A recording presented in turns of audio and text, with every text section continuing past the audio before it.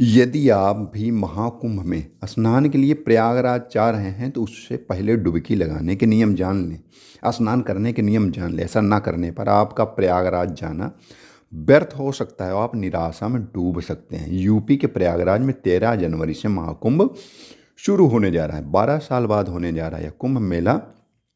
26 फरवरी को महाशिवरात्रि तक चलेगा। कुंभ मेले को सनातन धर्म में बहुत ऊंचा दर्जा दिया गया है। मान्यता है कि जब कुंभ लगता है तो उस दौरान संबंधित क्षेत्र की पवित्र नदियों का जल अमृत का रूप धारण कर लेता है। इस दौरान उसमें डुबकी लगाने वालों को पुण्य फलों की प्राप्ति होती है और मृत्यु के पश्चात मोक्ष मिलता है। सनातन धर्म के विद्वानों के अनुसार कुंभ के दौरान पवित्र नदियों में स्नान करने के कुछ नियम हैं जिनका लोगों को अनिवार्य रूप से पालन करना चाहिए।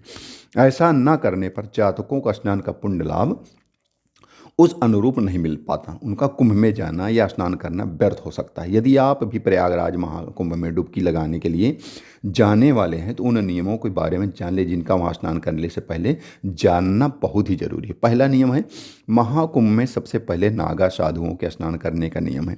इसके पश्चात अखाड़ों के दूसरे साधु संत स्नान करते हैं। उसके बाद आम लोगों को स्नान करना चाहिए। भूल से भी आप साधु संतों से पहले स्नान की चेष्टा न करें।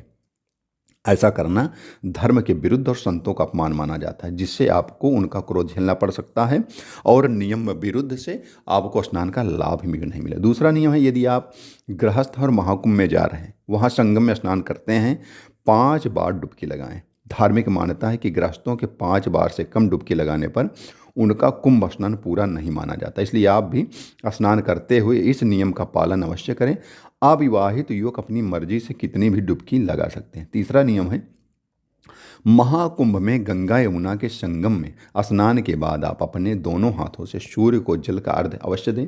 यह अर्घ्य सूर्य की ओर मुख करके दिया जाना चाहिए, पूर्व दिशा की ओर। अपने दोनों हाथों को जोड़कर उसमें पवित्र जल को भरकर सिर के ऊपर लेकर जाएं और फिर धीरे धीरे नीचे की ओर गिरा दें। ऐसा करने से सूर्य देव का आशीर्वाद आपको मिलता है और आप तन मन धन से बलिष्ठ होते हैं, आप उन्नति करते हैं और आप को धन धान्य की कमी नहीं होती। भगवान सूर्य की कृपा आपके ऊपर सदैव विराजमान होती है। चौथा नियम है, कुंभ में स्नान करने के पश्चात प्रयागराज के सुप्रसिद्ध लेटे हुए बंधुआ के बड़े हनुमान जी मंदिर और नाग वासुकी मंदिर के दर्शन करने की भी मान्यता है। साथ ही ज़रूरतमंदों को भोजन, कम्बल या उसकी ज़रूरत के अनुसार उचित चीज़ें दान करना चाहिए। धार्मिक विद्वानों के मुताबिक इन चारों नियमों को पूरा करने पर ही कुंभ का स्नान पूर्ण माना जाता है। तो आप जान लें कि जब भी आप कुंभ स्नान के लिए जाएं तो इन नियमों का पालन अवश्य करें। जब भी आप जा रहे हैं या जाने का प्लान बना रहे हैं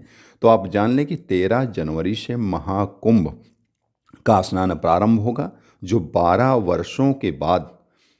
वर्षों की तपस्या के बाद यह पवित्र दिन आता है, पवित्र मास आता है। तो 12 वर्षों के बाद यह समय आया है और ये 26 जनवरी महाशिवरात्रि तक चलेगा। कुंभ मेले को सनातन धर्म में बहुत ही बड़ा स्थान माना गया है। सनातन धर्म के विद्वानों के अनुसार कुंभ के दौरान पवित्र नदियों में स्नान करने के भी बहुत नियम हैं और नियमों का पालन करके ही हम उस स्नान का जो हम करने जा रहे हैं उसका सही लाभ पा सकते हैं। तो आप इन चारों नियमों का पालन करके महाकुंभ में स्नान कर अपने जीवन को धन्य कर सकते हैं। सबसे पहले तो साधु संतों के पहले आप स्नान न करें। दूसरा, यदि आप गृहस्थ हैं तो 5 डुबकी लगाएं। तीसरा, आप भगवान सूर्य को अर्घ्य दें और चौथा, बड़े हनुमान जी नागवासुकी मंदिर में दर्शन कर उनका आशीर्वाद लें। उस और गरीबों को, ज़रूरतमंदों को दान दें और आपका जीवन सफल होगा।